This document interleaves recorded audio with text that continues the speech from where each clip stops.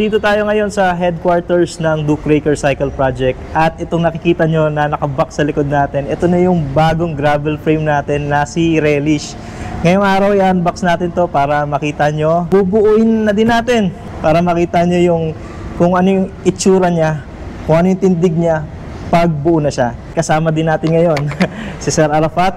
Tutulong siya sa atin na mag-unbox nito. Kaya tara!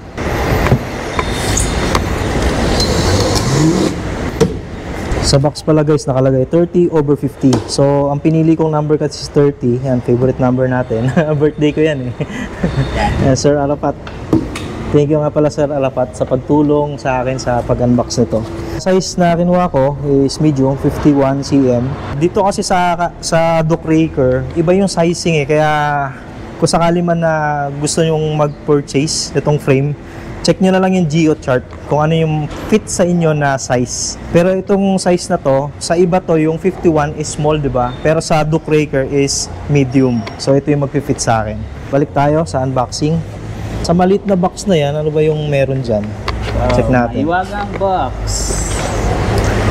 Okay, ito. Ay, may thank you card. Tapos ito yung top cup na limited edition na top cup.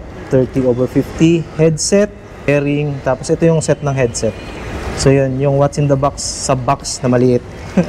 May box na malaki, tapos may box na maliit. Pakita natin yung port.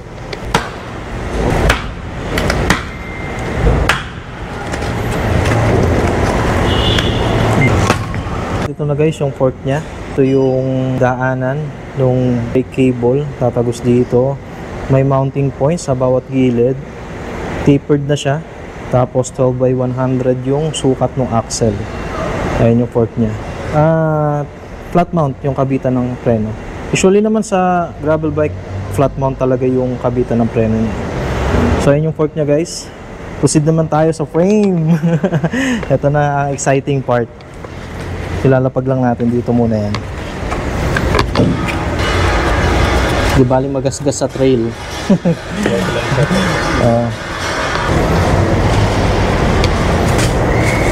Grabe, sobrang secure, no? Oo. Grabe yung pagkabalot.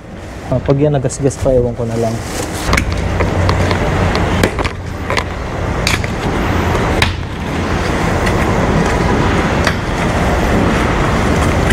Ganda ng kulay.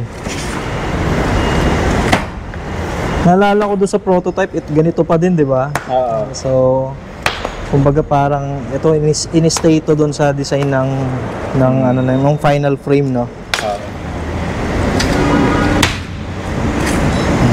Ito wala to sa prototype eh. Oo, ito.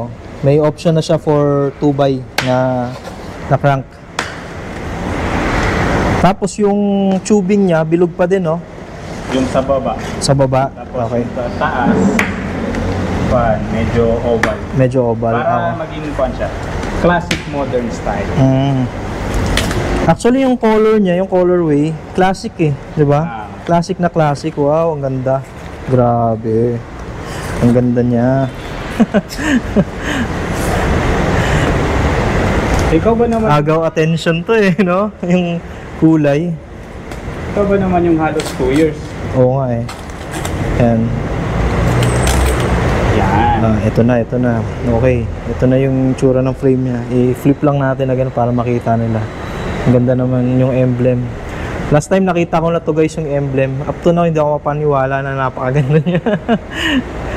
Di ba? Parang pang ready na to dun sa All Mountain na. Yung yung emblem mo. Ang ganda. Tapos ayan nakalagay 30/50. Ayan, nakalagay dito sa mismong seat stay niya. Ito yung top tube, medyo oval nga siya, no? Tapos may tatlong mounting points dito, may brace dito sa may seat tube. Ang daming mounting points dito sa ilalim, sa ilalim, no? Ayan, ilan to? 5? So malalaro mo yung diyan. Yung kung saan mo ilalagay yung battle cage mo. Kasi di ba yung iba ngayon, yung parang yung na-extend, alam mo yung... yung oo. Kasi ilalagay mo kasi magkakaiba yun. Oo. May nakita ko sa Sorly niyan eh. Ang tawag yata nila is parang something B-rad. B-rad yung tawag nila doon, B-rad. Parang may extend pa nila. Pero ito, nandiyan dyan na eh. Hindi mo na kailangan ng B-rad eh. Tapos ito, nandito yung butas para sa shifter and brakes sa likod. Ayan, 4 yan. So, hindi kayo mauubusan. Last. At may mounting points pa dito sa ilalim. Okay. Malalagay ko dito yung yung toolkit ko. Tapos, at meron din sa ilalim. Grabe naman. Parang gusto ko lagyan dito ng parang shim na guard dito. Pwede. Di ba, no? Para hindi pasukin to. Oo. Ang ganda, di ba? At ito QR. Pag in-scan nyo tong QR na to, makikita nyo yung specs nito, yung geometry ng frame. Geometry. At yung warranty. Warranty. Yan yung pinaka-importante. Kailangan. Registration. I-register. Pag in-scan nyo to, mag-register na rin kayo for warranty. At ito naman, yung kabitan ng ng FD. Optional siya. Pwede nyo tanggalin to, tapos itira nyo na lang yung bolt. Ganyan siya. Ay, medyo flat pala to, no? Ayan yung size niya, medium. Parang slasher ng ng putik, Di ba? Pang ng putik, pang tanggal. Actually, yung butas 3 na to is, kaya mapapansin nyo dito is special to para dun sa special rack ng railing. Okay. Ito guys, ito nakikita nyo tong mga mounting points na to, yan. Magkakaroon na special na rack yan. For relish lang talaga, kaya abangan nyo yan. At ito yung kabitan ng preno sa likod, yan, flat mount. Dito sa ilalim, dadaan yung mga kable ng brakes tsaka shifter para sa RD. So, may transparent na siya. Meron na siyang protector, chain stay protector na transparent. Para siyang bike skin, no? At yung axle niya is 12 by 142. 12 by 142. Okay. Ganda, Ganda siya. Ganda. Tibay nito. CNC cut, to. So, may nagtanong din dito, kala kasi nila wala to. Di ba? Para meron na. Para sa standard ng rack. Hindi, actually ito, pwede naman siya ng standard mounting, yung ganon. Kung sakaling gusto nila lagyan ng rack, pwede na. Lagay nila dito, tapos dito yung paa ng rack, di ba? Nakaganon. So, okay na pala siya. Pwede rin palang ganon, no? Kung habang nag-aabang sila dun sa special na rack, itong relish. Yung relish na model, dito nakalagay sa part ng head tube. Hindi lang. Ang ganda nito, no? Adventure gravel, ang ganda. Sobra. Sulit talaga to. Kung ako sa inyo, guys, habang madami pang stock ngayon, lalo na no November, December na, magkakaubusan to. Mag-bike demo pa pala, di ba? Nako. Kaya, ayun, mag-inquire na kayo sa Duke Raker Cycle Project na page. O kaya inquire kayo sa page ko. Sasagutin ko kayo agad about dito sa Duke Raker na frame. Next natin, since nandito naman yung prototype ko na bike, ikakabit ko na yung mga dating pyesa dito. Bubuuin na natin to. Tapos papakita ko sa inyo kung ano yung itsura nito pag nabuo na. At ito na guys, nabuo na finally ang aking Duke Raker relish na gravel frame. Yung pyesa na galing sa prototype, kinabit lang namin dito. At bike check na rin natin ng konti sa mga di nakasubaybay dun sa prototype natin. At hindi alam yung mga pyesa na nakakabit doon. So yan, yung drivetrain nito, naka Ferrino Fantasy siya, 1150. Tapos, yung chainring natin is 42 na narrow wide. Yung crankset natin, pro wheel na claw. Lakihan pa natin yan guys, malaki pa yung spasyo nyo. Yan. Tapos sa naman, sa gulong, yan, Chaoyang GP Gravel.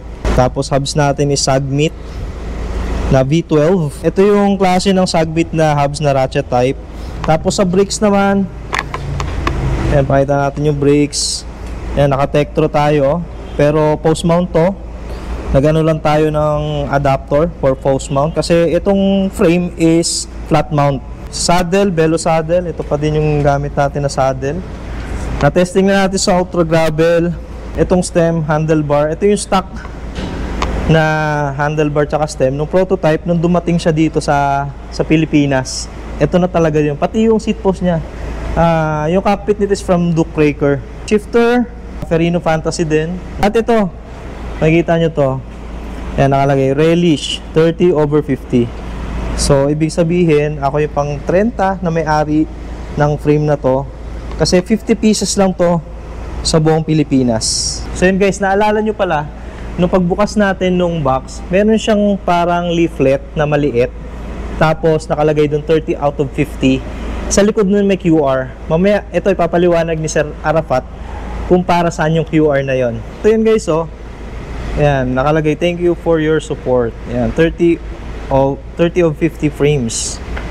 Tapos ito, yan yung serial sa baba nung frame. Ayan, nakalagay sa dulo, 1030. Yung 30, yan yung kung pang ilan siya na frame sa out of 50. Yan, bali i-scan ni Sir Arafat itong QR code na to. Yan. Ayan, makikita nyo may link papunta dito sa relish frame o sa site ng Bookmaker. Pag click nyo yan,